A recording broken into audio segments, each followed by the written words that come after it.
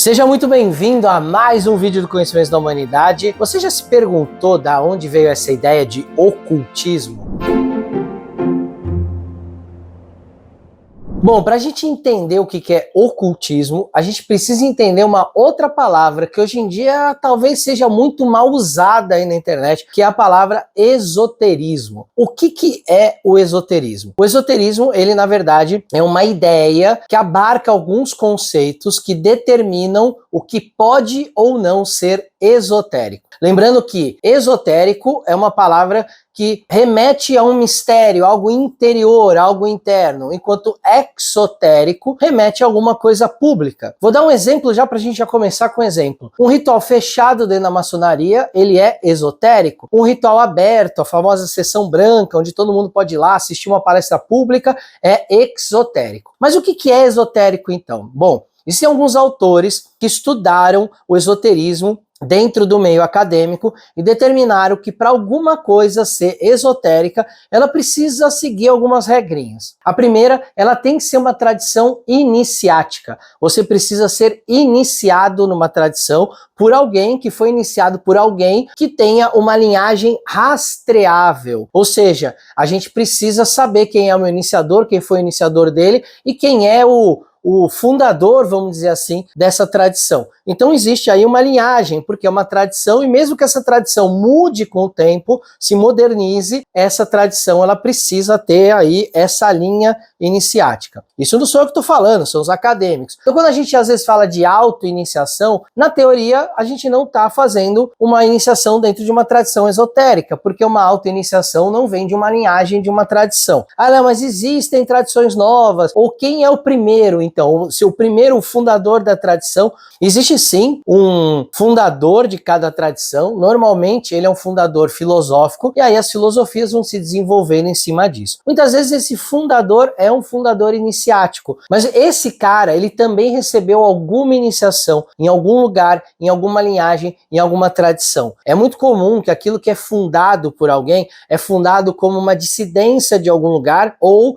baseado em determinado lugar. Isso é muito comum dentro do meio esotérico. Mas mesmo essa pessoa, ela não inventou uma iniciação do nada. Ela teve ali algum tipo de caminho filosófico esotérico que levou ela a fundar. A outra coisa que diz que algo é esotérico é a transmissão de algum tipo de conhecimento, chamado muitas vezes dentro dessas ordens esotéricas de mistérios, e esses mistérios, eles têm que ter uma função, eles têm que provocar uma mudança, uma transformação na pessoa.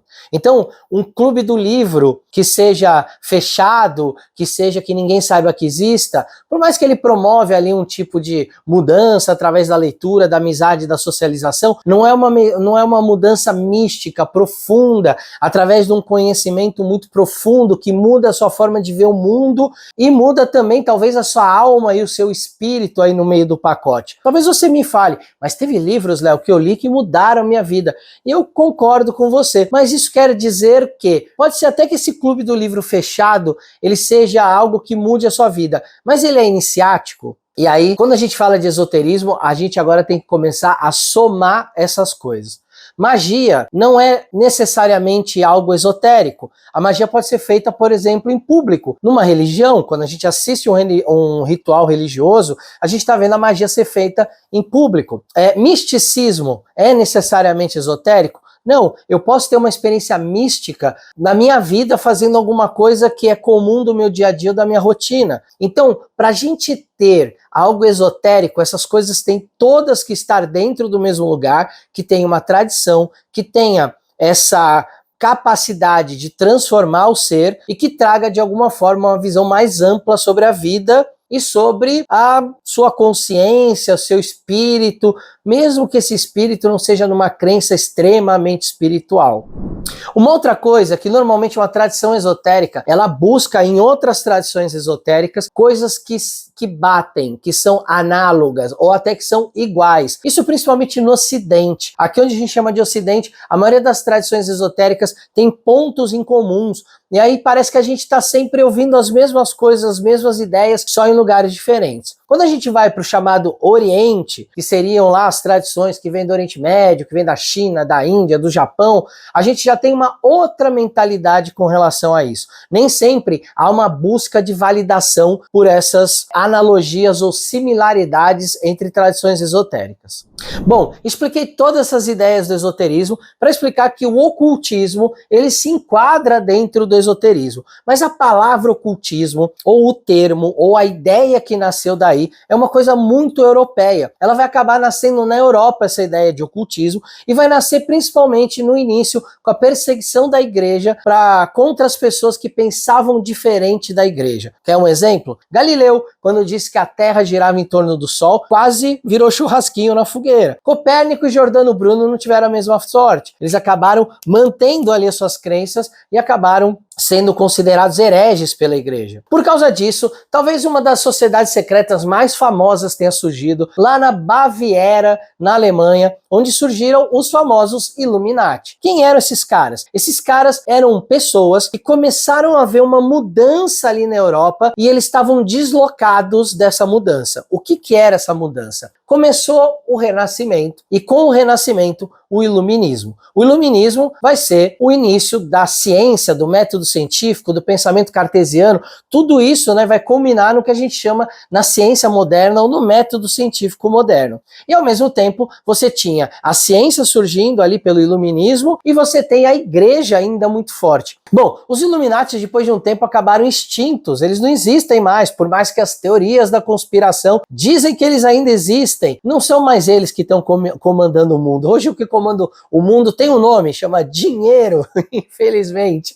Mas vamos lá. E essa ideia, então, de se isolar nesses grupos começa a se espalhar pela Europa. Vários caras que estavam nesse meio deslocado, olhavam para a ciência, achavam a ciência limitante, olhavam para a religião, achavam a religião limitante, começaram a criar os seus grupos esotéricos e ocultistas. E aí a gente vai ter uma base desse ocultismo ocidental nascendo, principalmente ali no século XVII. Porque no século XVII a gente tem oficializado o rompimento da ciência com várias coisas que faziam parte da ciência e que a partir daquele momento vão deixar de fazer parte da ciência. Quer um exemplo? Em 1666, a Academia Parisiense resolveu separar a astronomia da astrologia, e aí um dos divórcios mais famosos da história acontece e a astrologia acaba virando um campo de superstição para os cientistas e a astronomia passa a ser um campo de ciência para os cientistas.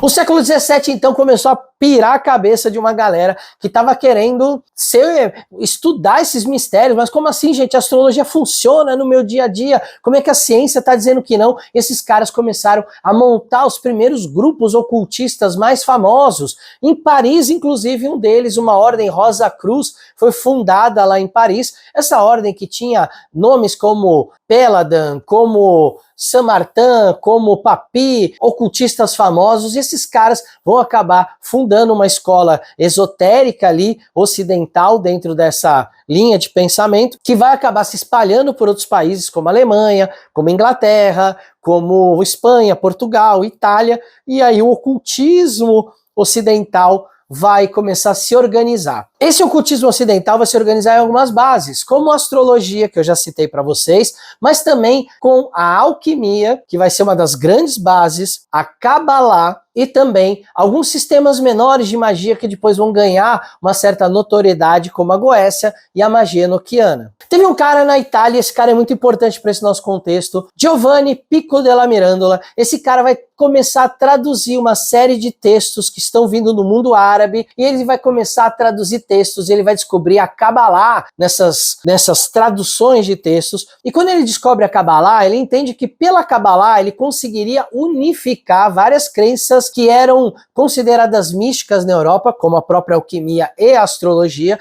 e aí ele vai começar a desenvolver um negócio que hoje a gente vai chamar de Cabalá hermética, uma Cabalá voltada para o autoconhecimento, em que engloba vários tipos de conhecimentos diferentes. A partir daí a gente tem uma das principais bases do ocultismo ocidental, que vai então se fechar em sociedades secretas de grandes estudiosos dessas ciências. Tem um exemplo muito clássico e muito bom, que os cientistas odeiam quando a gente cita ele, mas Isaac Newton, sim, Sir Isaac Newton, O pai da física clássica era um ocultista. Ele praticava principalmente a alquimia, estudava o hermetismo.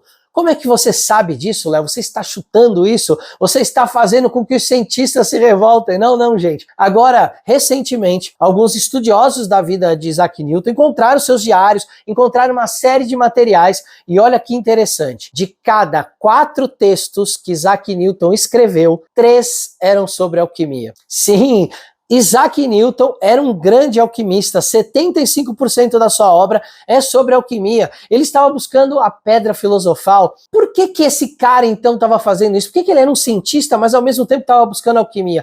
Porque ele estava justamente passando por essa época das pessoas deslocadas, pessoas que não se enquadravam na religião nem na ciência. E o nosso querido Isaac Newton ainda foi genial, porque quando ele começou as teorias da gravidade, começou a desenvolver as teorias da física clássica, ele usou um fruto para representar essa teoria, que é a maçã, que é um fruto que está ligado diretamente ao fruto proibido que Eva comeu lá no Jardim do Éden junto com Adão, e daí que veio a queda da humanidade.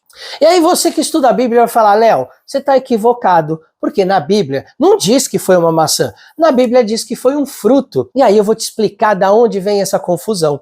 A palavra apple, que é a palavra em inglês para maçã, era uma palavra que era usada para frutos em geral. Tanto é que uma fruta que tem um pinho e era uma fruta pineapple. O abacaxi chama pineapple em inglês. Esse apple é porque era uma nomenclatura de frutas. Então, com o tempo, a palavra apple se espalhou e ela acabou pegando na maçã, porque era um fruto muito comum na Europa. E aí passou-se a associar o fruto proibido lá do Éden à maçã. Isaac Newton sacou isso, e ele disse que quando ele estava lá embaixo de uma macieira, pensando na vida e na gravidade, a maçã caiu na cabeça dele, e aí ele entendeu a gravidade. Isso, claro, era uma brincadeira dele, não aconteceu de verdade, mas ele estava provocando a igreja para dizer, olha, eu estou na academia, mas sou cristão, mas eu não estou de verdade nem inteiro na academia, nem inteiro na religião. Estou com um pé em cada um, porque eu sou um alquimista. Isso não era um hobby para o cara. Imagina, de cada 4 coisas que você escreve, 3 são sobre isso. Isso não é um hobby. Isso é a vida do cara, a obra do cara.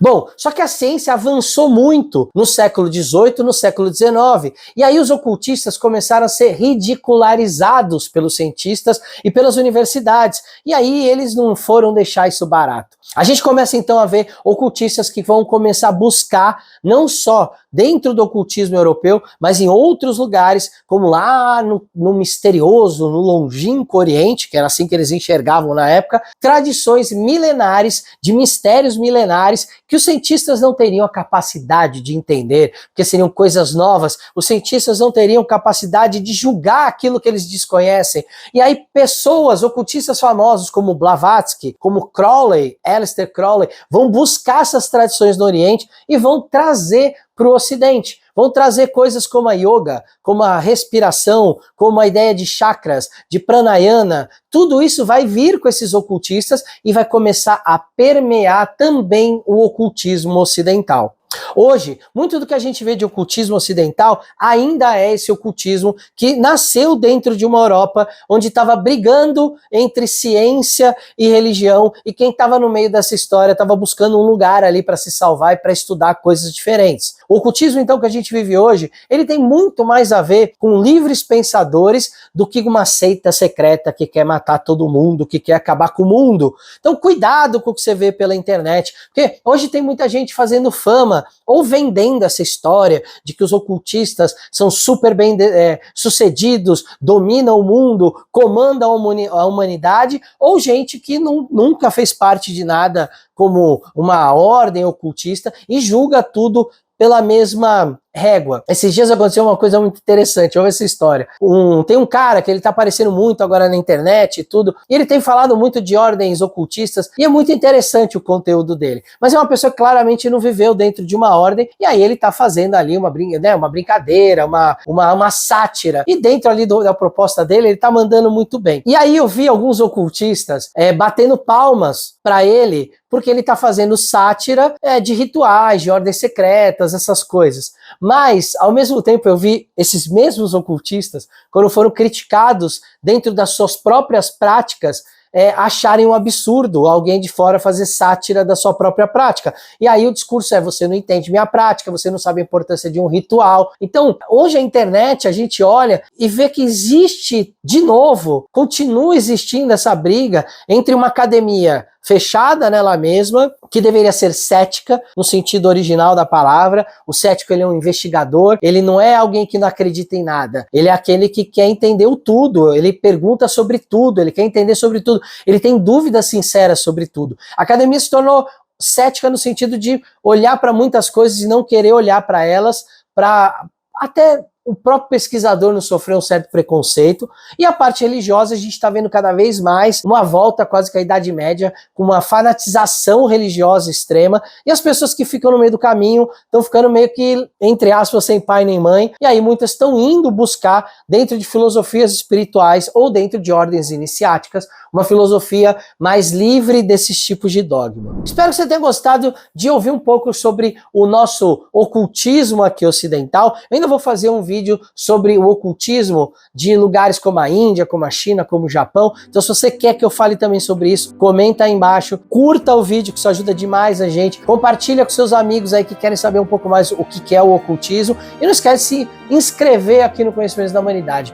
Um beijo para vocês e esfirras exotéricas, de dentro para fora para todo mundo. Valeu!